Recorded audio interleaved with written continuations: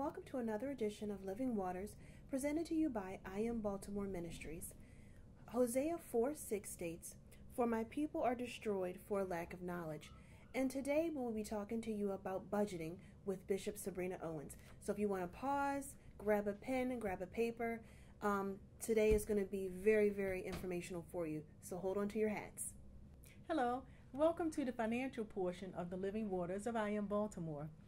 First, I would like to talk to you today about budgeting your money. The first scripture I would like to give is found in Proverbs 6, verse 6 through 8. "Go to the ant, you sluggard, consider its ways and be wise. It has no commander, no overseer or ruler, yet it stores up its provisions in the summer and gathers its food in the harvest." So our first thing is we want to plan. We want to make provisions and we want to stock up and we want to store. You have to be wise in all that you do. So first you want to start yourself a budget worksheet. And this budget worksheet contains monthly expenses, deductions, savings, if you have to pay child support, it takes into account your housing, all your debt payments, your food, what you spend in food, what you spend for transportation, your family, your daycare or your babysitting, all kinds of activities. And then you have your personal and your health.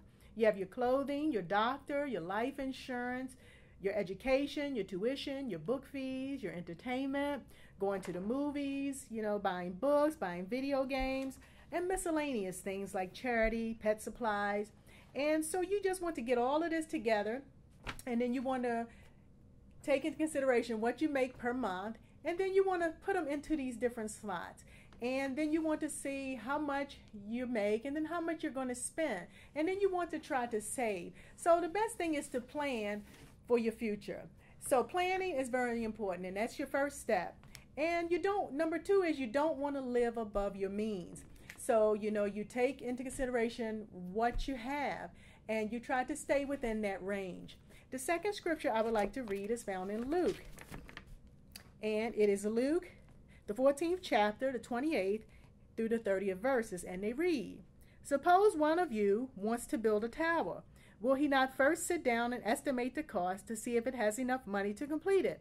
For if he lays the foundation and is not able to finish it, everyone who sees it will ridicule him, saying, 'This fellow began to build and was not able to finish.'" You don't want to start what you cannot finish or complete. So again, you have to plan, you have to budget, you have to make sure you have enough money, and you don't want to live above your means. You need to save something each week. You need to save money, or every 2 weeks. You want to make sure you're saving something.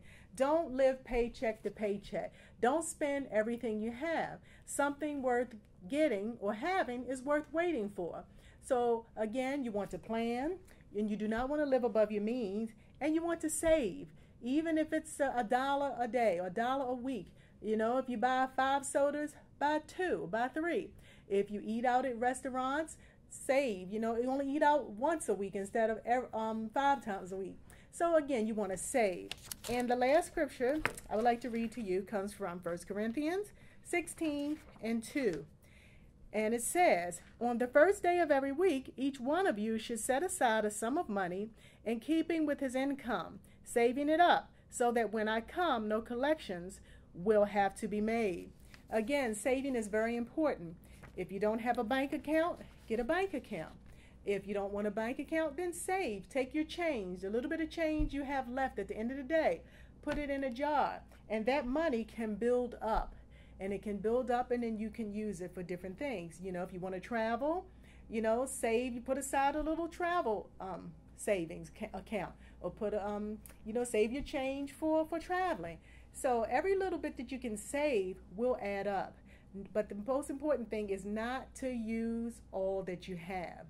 Always save something. Never spend till your last, because the rainy day will come.